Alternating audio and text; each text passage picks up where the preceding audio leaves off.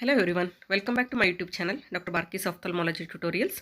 Today we will discuss about an important topic, the corneal opacity, which can be asked as your 5-mark question or 3-mark question and frequently asked in Viva also. So I will be discussing this corneal opacity topic under the headings of the definition, what are the various causes of corneal opacity, what is the global burden of the corneal opacity, what are the types of corneal opacity and management options what we have for corneal opacity. So without much delay, let's begin our video on corneal opacity.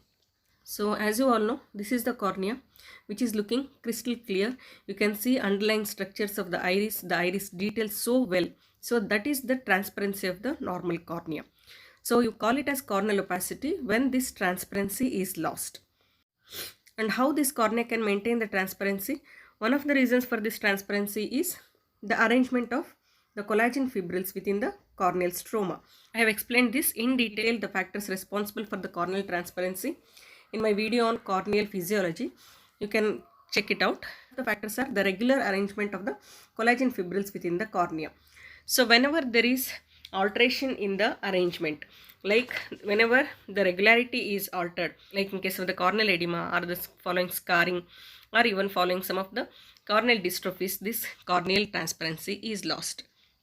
So the corneal opacity can be even congenital also, or it can follow trauma or even the corneal edema, but usually the word corneal opacity is reserved for the loss of transparency secondary to the corneal scarring. Okay.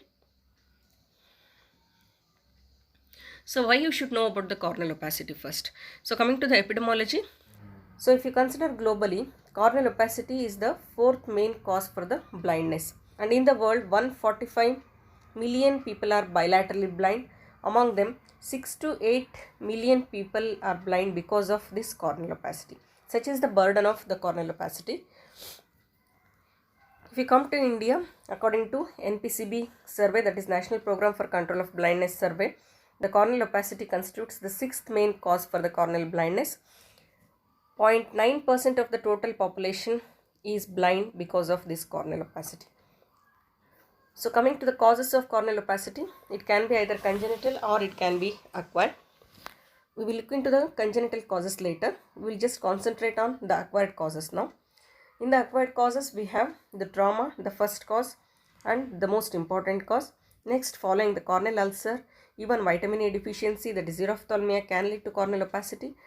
Following trachoma and the onchocerciasis, all these lead to corneal opacity.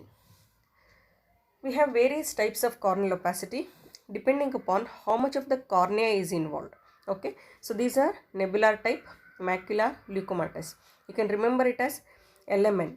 Okay, from below you can write leukomatous, macular and nebular. So corneal scar or the corneal opacity occurs following the trauma to the layers of the cornea, as you know. So only if the epithelium is involved, there is no formation of corneal opacity. Only when Bowman's membrane and the stroma gets involved, the corneal opacity will set in. So in case of nebular type of corneal opacity, the Bowman's membrane and the superficial 1/3 of the corneal stroma can get involved and it will lead to formation of very mild haziness in the cornea, that is called as nebular grade of corneal opacity. So how you identify it clinically?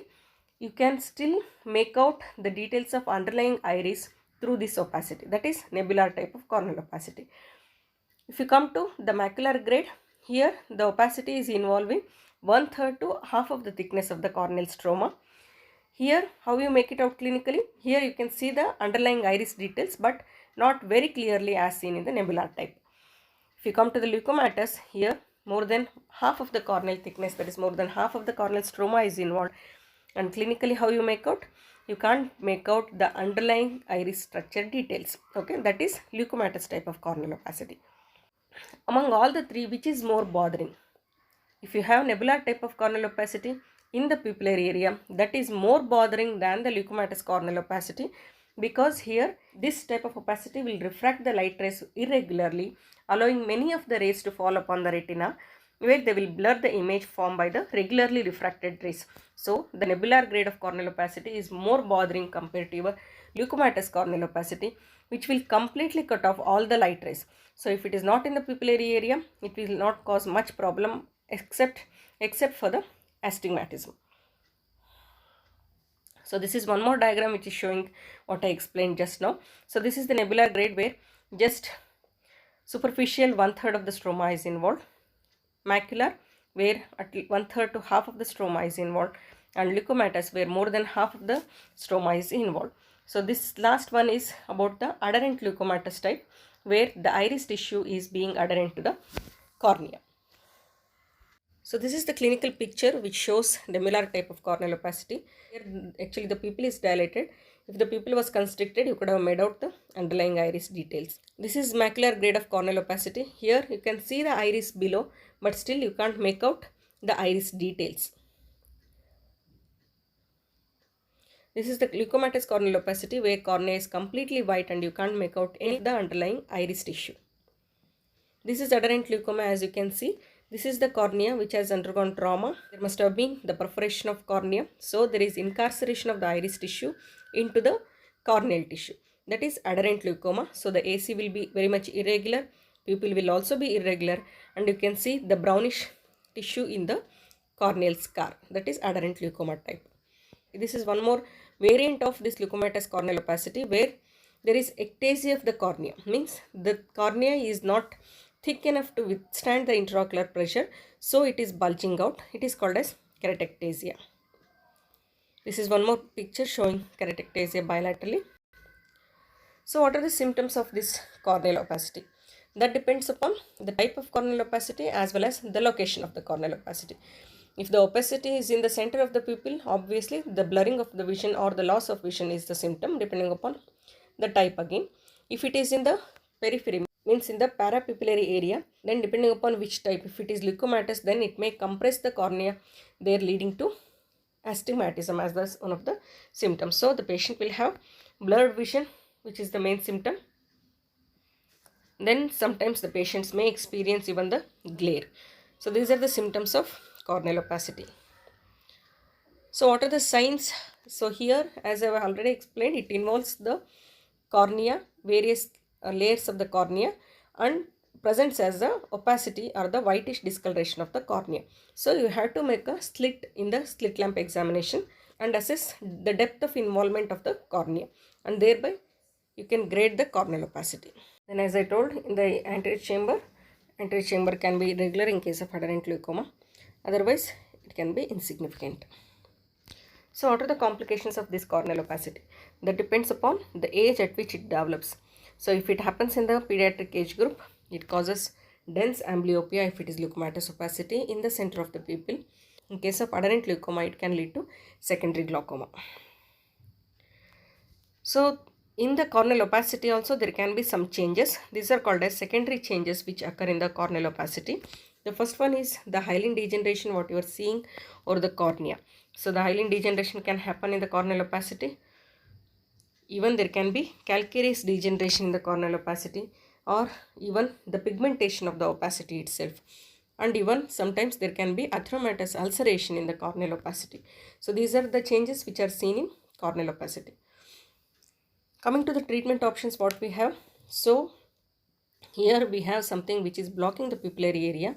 So we should try to create one more pupillary area away from the center of the pupil. That is called as optical iridectomy, where we are cutting the pupillary margin of the iris and creating one more path for the light rays to enter. This is one more example of optical iridectomy. See here, the corneal opacity is completely blocking the pupillary area, and because of this optical iridectomy, patient can have some vision. And the second option is phototherapeutic keratectomy, where we use excimer laser to treat the corneal opacity, especially the nebular type of corneal opacity are treated with phototherapeutic keratectomy. As you can see here, the opacity which is there in the center has come down to a great extent after phototherapeutic keratectomy. Third is tattooing of the scar. Here it is just a cosmetic treatment. Here the patient will not regain any vision, only the patient is made cosmetically better.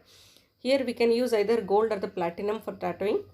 The procedure is like the epithelium is abraded, the tattoo ink that is gold or the platinum is applied over the cornea and allowed to re-epithelize.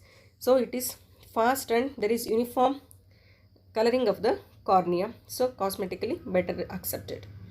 So the definite treatment is keratoplasty, where you can go either for the penetrating keratoplasty, superficial lamellar keratoplasty, or DAL, depending upon where exactly the opacity is present. So this is a picture showing penetrating keratoplasty.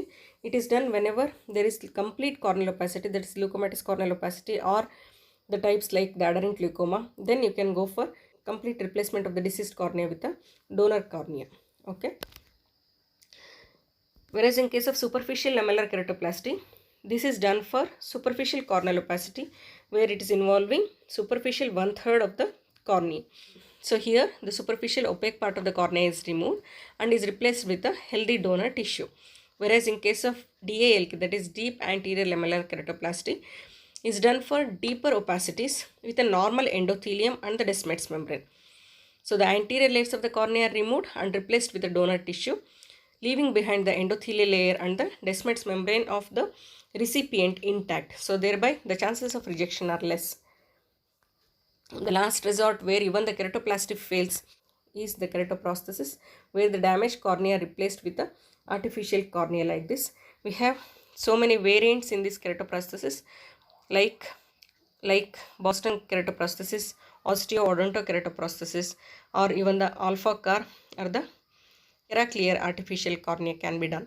So these are various types of keratoprosthesis. Coming to the congenital causes for this corneal opacity, which can occur due to developmental anomalies or injuries which are received at the birth. So during birth, if the injury occurs and the corneal opacity develops, then the opacity is temporary and is usually diffuse, and the edema which occurs here is due to rupture of the Descemet's membrane and it is unilateral. Whereas other causes which occur other than trauma are like stump duno, that is S for sclerocornea, T for trauma, U for ulcer, M for mucopolysaccharidosis, P for Peters anomaly, E for corneal edema and the endothelial dystrophy, D for dermoids. So these are various congenital causes for corneal opacity. So hope this short video on the corneal opacity is useful to all of you. If you like my videos, please do subscribe to my channel. Press the bell icon for further notifications. Please do like and share my videos. Thank you so much for watching.